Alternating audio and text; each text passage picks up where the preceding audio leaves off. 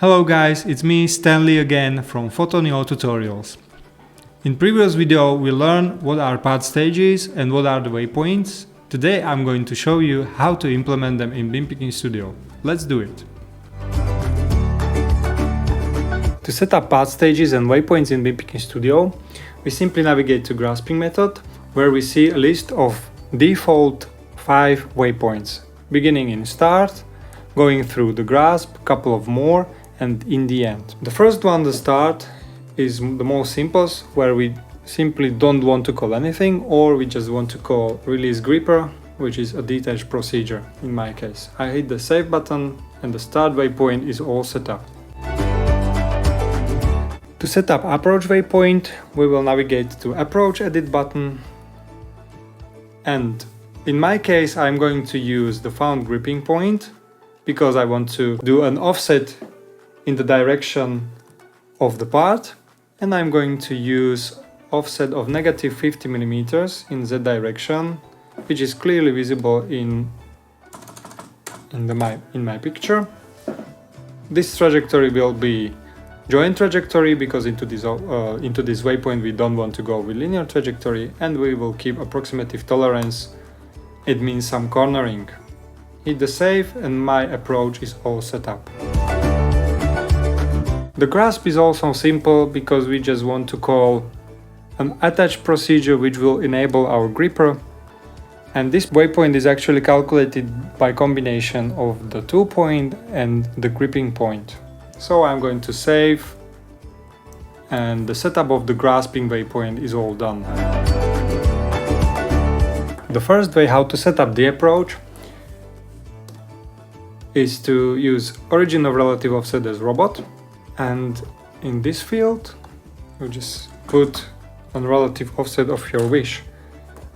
Usually it is the height of the bin plus some reasonable safety overhead, so the workpiece will always end up right above the bin.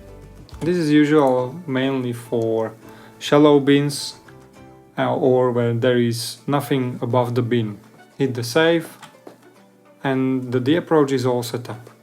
The second way how to set up the approach would be using a fixed plane instead of the robot origin, and in my case the fixed plane would be literally 150 millimeters above the base of the robot. So right now I'm going to put 150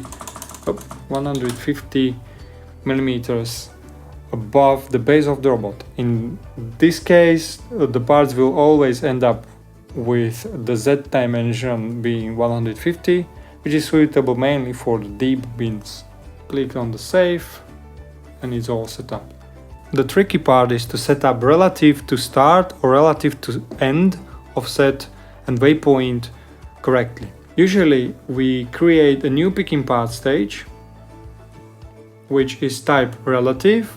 We would put the name something like going to the center.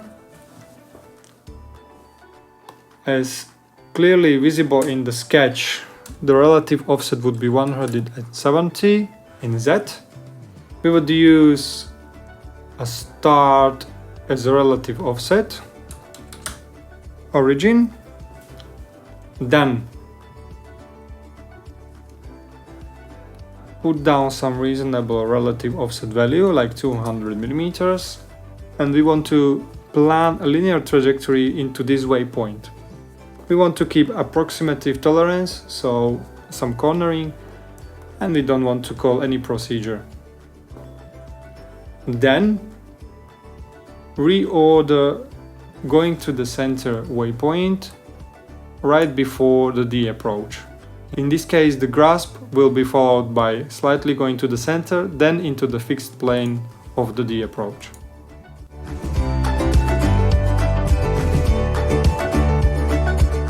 The last one, end waypoint, is usually left as a default, which is without linear trajectory, position tolerance approximative, and procedure name left blank.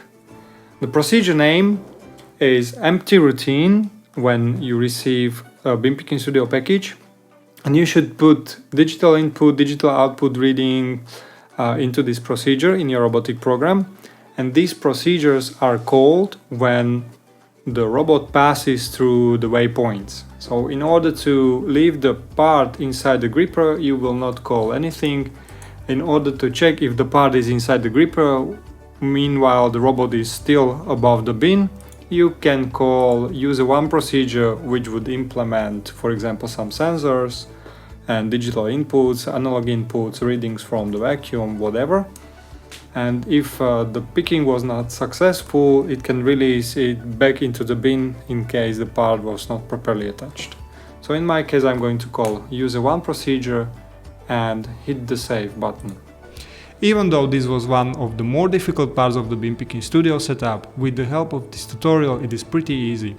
If you like this video, make sure that you subscribe and also make sure that you watch other tutorials. Goodbye!